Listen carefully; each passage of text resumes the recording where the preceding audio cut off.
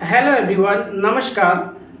अगर 100 लोग किसी गलत विचार को अगर सही ठहराए तो क्या वो कार्य सही हो सकता है? अगर हम उदाहरण देखें, ऐतिहासिक उदाहरण देखें, तो हमें कई सारी ऐसी घटनाएं नज़र आएंगी जहां 100 लोग की एक मंशा थी, लेकिन एक अकेला इंसान ही उस सारे प्रॉब्लम्स के लिए खड़ा हो जाता है। इसका सबसे अच्छा उदाहरण तो आपको रामायण में राम जी के द्वारा ही दिखता है। जब राम जी को मना किया जा रहा था वनवास जाने से, फिर भी उन्होंने वनवास जाने के गलत निर्णय को स्वीकार कर लिया। और फिर आगे जो हुआ वो सभी को पता है।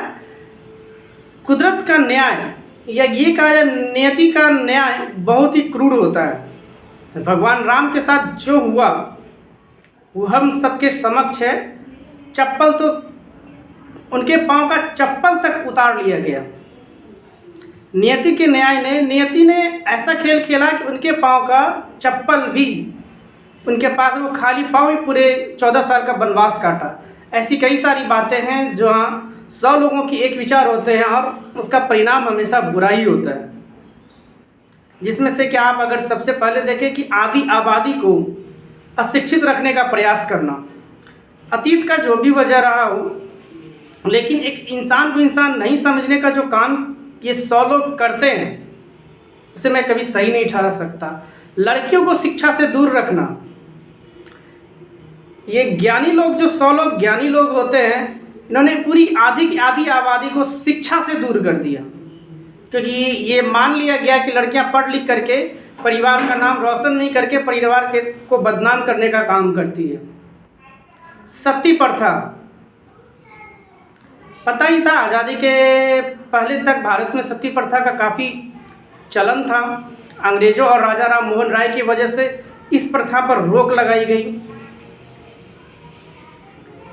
आपका फिर नथ प्रथा एक ऐसी प्रथा थी जहां लड़कियों के साथ, बढ़ रही लड़कियों के साथ संबंध स्थापित किए जाते थे और माना जाता था कि ऐसे संबंध स्थापित करना पुण्य का काम है।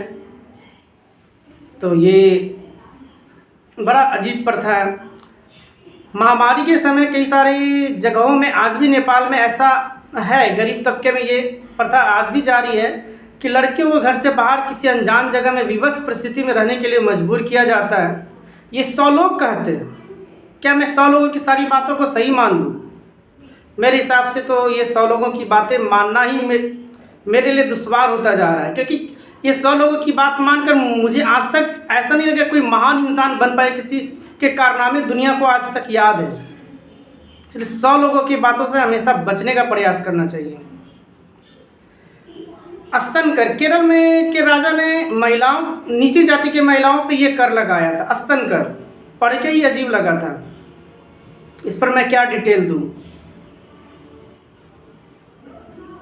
भ्रूण हत्या, आज भी समाज में भ्रूण हत्या आज भी व्याप्त है। लोग नहीं चाहते कि उनके घर में लड़कियों का जन्म हो, जबकि कुदरत की न्याय व्यवस्था लड़का और लड़कियों के बीच इस तरह के भेदभाव करना नहीं सिखाता है।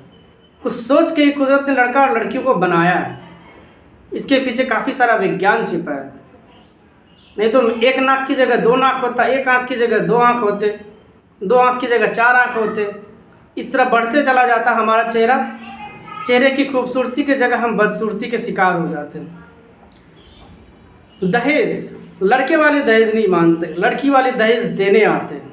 यहाँ तो रेट लिस्ट तय है। अगर IAS IPS हैं तो आपको 1 करोड़ और इससे अधिक का आपको दहेज आराम से मिल जाएगा। बैंक PO है तो 20 से 30 लाख रुपया कहीं नहीं गया। अगर आप ऑफिसर ग्रेड के हैं तो 10 से 20 लाख रुपया कहीं नहीं गया। क्लर्क हैं तो 5 से 10 लाख कहीं नहीं गया। बिना इसके बाद ही लोग तो ये कहते हैं कि सरकारी नौकरी में अगर शादी करनी है तो दहेज तो देना ही पड़ेगा, खर्चा तो करना ही पड़ेगा। और ये खुलेआम हो रहा है। 100 लोग इसको भी सही कहते हैं। और सरकारी 100 लोग जो हैं, मुझे काफ़ी 100 लोगों की सिफारिश की जाती है कि 100 लोग तुमको गलत कहेगा, तो क्या मैं 100 लोगों को गलत नहीं कह सकता? कह सकता हूँ।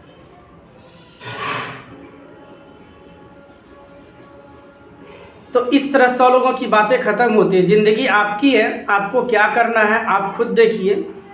एक छोटा सा डाटा मैंने बनाया था जो आपके समक्ष रख दिया। ऐसी हज़ार बातें होंगी जहाँ 100 लोग गलत कहते हैं। विवेकानंद ने एक अच्छी बात कही है कि इंसान को भगवान ने, ईश्वर ने आँख, नाक, कान, मुंह और बुद्धि इसलिए दिया है कि वो किसी भी बातों पे विचार कर सके, अपने विवेक से फैसला ले सके। बस 100 लोग कुछ कहेंगे, उसके आगे अपनी ज़िंदगी को बर्बाद करने की ज़रूरत नहीं है। आप लोग खुद बताइएगा, कोशिश कीजिएगा बातें पूरी सुनने की और बताइएगा कि 100 लोगों की बातों को मानकर किस किस का भला हुआ है। मेरे नज़रिए से तो आज तक किसी का भला नहीं हुआ और आगे भी कभी नहीं होगा।